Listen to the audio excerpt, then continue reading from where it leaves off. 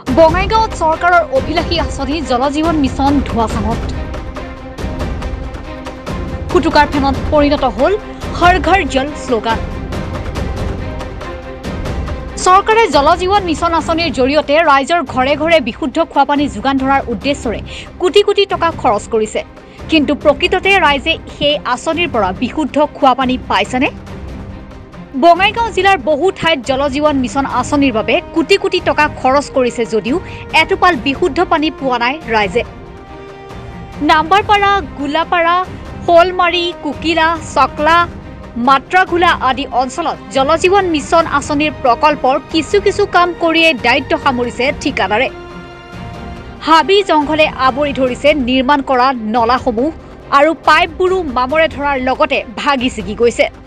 ঠিকাদাৰে বিষয়া কৰ্মচাৰীসকলক মোটা অংকৰ কমিছন দি সমুদায় টকা উঠাই লোৱাৰ অভিযোগ স্থানীয় ৰাইজৰ। ঘৰে ঘৰে বিশুদ্ধ খোৱাপানী যোগান ধৰাৰ যি শ্লোগান হৰ ঘৰ জল সেয়া ফুটুকাৰ পেনত পৰিণত হৈছে। ভাৰত চৰকাৰে ৰূপায়ণ কৰা সৰ্বভাৰতীয় এটা প্ৰকল্পৰ নাম হ'ল জলজীৱন আঁচনি। এই জলজীৱন আঁচনি বঙাইগাঁও জিলাকে আদি কৰি বিভিন্ন গাঁও অঞ্চলত জিলাখনৰ প্ৰত্যেকখন গাঁও পঞ্চায়ততে সিঁচৰিত হৈ থকা এখন জলজীৱন আঁচনিৰ ইতিমধ্যে ফপলাস্বৰূপ দেখিবলৈ পাইছোঁ। এই জলজীৱন আঁচনিৰ যিখিনি ৰাস্তাৰ কাষেদি ৰাস্তা খুটি ৰাস্তা খান্দি আৰু ৰাস্তা বেয়া কৰা পৰিলক্ষিত হৈছে। ইয়াৰ ৰাস্তা খন্দাৰ কাৰণে বহুত ৰাস্তা ইতিমধ্যে ভাঙিও গৈছে আৰু বহুত দুৰ্ঘটনা হোৱা পৰিলক্ষিত হোৱা দেখিবলৈ পাইছোঁ। আৰু জলজীৱন আঁচনি যিখিনি খুঁটি পুতিছে সাধাৰণতে দমকল বুলি যি কয় পুতিছে, তাতে ইতিমধ্যে জংঘলহে বাসস্থান আৰম্ভ কৰিছে। বিভিন্ন তৰুলতা গছ গছনিয়ে তাতে আৱৰি ধৰিছে।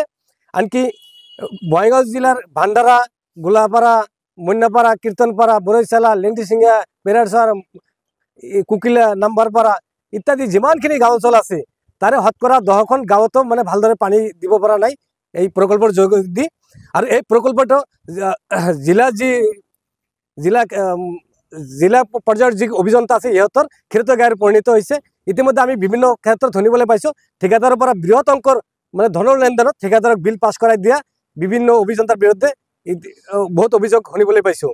মই জিলা প্ৰশাসনক জিলা আয়ুক্তক আহ্বান জনাওঁ, আপুনি যিখিনি জলজীৱন আঁচনিৰ জৰিয়তে যিখিনি গাঁও অঞ্চলত পানী দিব পাৰিছে, যে যিকেইটা প্ৰকল্প পানী যোগান ধৰি আছে সিহঁতৰ বিলটো নিয়মীয়া কৰি বাকী যিখিনি প্ৰকল্পৰ জৰিয়তে কোনো ধৰণৰ উপকাৰ অহা নাই, কোনো পানী সৰবৰাহ কৰিব পৰা নাই, উন্নত যি বেয়া কোৱালিটিৰ পানী দিছে, যি আইৰণযুক্ত পানী দিছে, এই গোটেইখিনিৰ যি পাবলগীয়া টকা আছে ঠিকাদাৰে গোটেইখিনি আবণ্টনৰ পৰা বিৰত ৰাখিব লাগে আৰু টকাখিনি যাতে উঠাব নোৱাৰে তাৰ কাৰণে জিলা উপায়ুক্তে বিহিত ব্যৱস্থা ল'ব লাগে।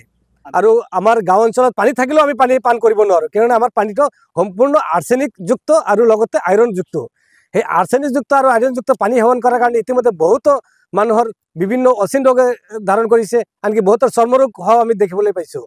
সেইকাৰণে জলজীৱন আঁচনি আহোঁতে আমি সকলোৱে উৎফুল্লিত হৈছিলোঁ যে আমি কমচে কম যি আমাৰ মৌলিক অধিকাৰ, যি নহ'লে নচলে, পানীয়ে প্ৰাণ, সেই কমচে কম আমি বিশুদ্ধ পানীখিনি খাবলৈ পাম।